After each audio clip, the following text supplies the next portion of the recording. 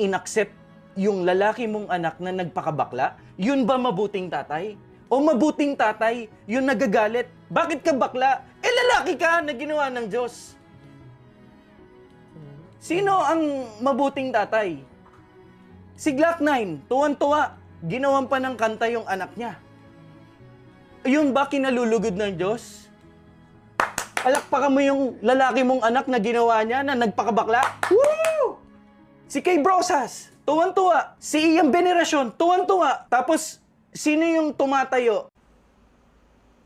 Galit na galit, gustong manakit kuya. Alam ko, trending ka for how many weeks na ba? O with days, hindi ko alam.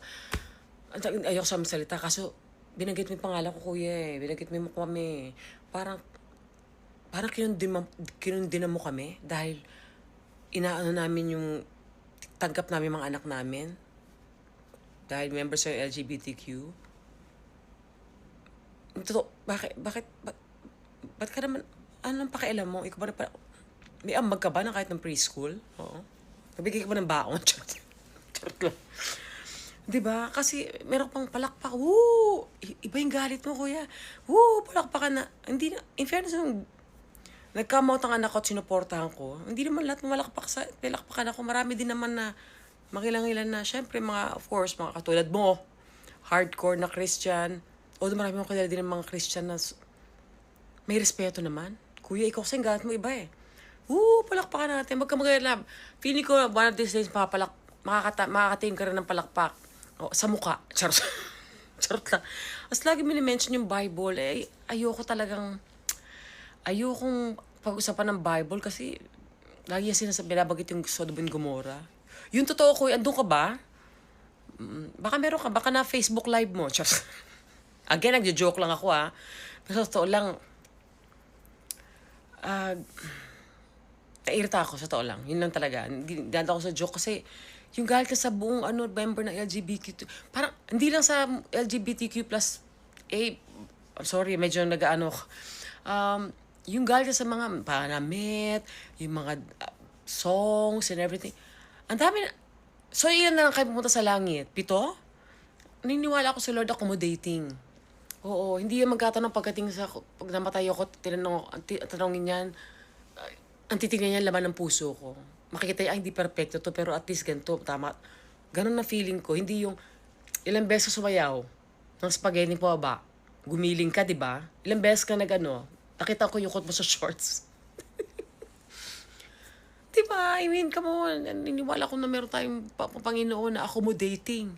Oo, kasi feeling ko parang kayo-kayo lang. Meron ba kayong GC? Ni Lord, tsaka ni Jesus? Oo. Again, nirespeto ko lahat ng religion. Even sa mga hindi nila sa religion.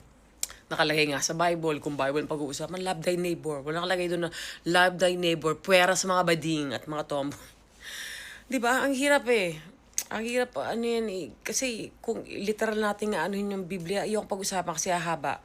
Ang sabihin ko lang, hanggat wala kang inaapakan tao, naniniwala ko si Lord, may sarili akong relationship kay Lord. Wala nang pakialaman, wala tayong pakialaman doon.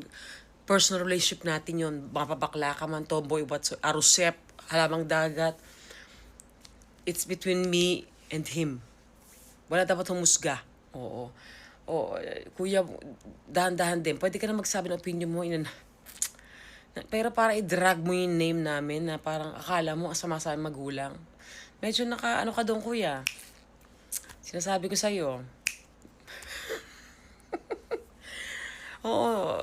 Ulitin ko, love thy neighbor. Nasa Biblia yan. Oo. Tsaka diba, nakalagay sa Biblia, God is love. So, again, respect no lang sa atin, sa isa't isa bilang tao. At kuya, sana kumalma ka. At wag mong husgahan ang pagkapalaki ko sa anak ko. Uulitin ko, at least hindi kriminal, hindi nag-addict, hindi addict or something. Hindi kami hindi perfecto ang relationship namin. Pero, masabi ko, may tama akong ginawa. Pangalan mo, anak, sa kanyang, nakalimutan yung pangalan. O basta yun. Oo, kung nanonood ka, hi. I'm so proud of you. At I'm pretty sure maraming sumusuporta sa'yo. At, teka lang, at dahil dyan, spread love at again, respeto natin ng isa't isa sana at kalma. Kumalma ka kuya, yun lang.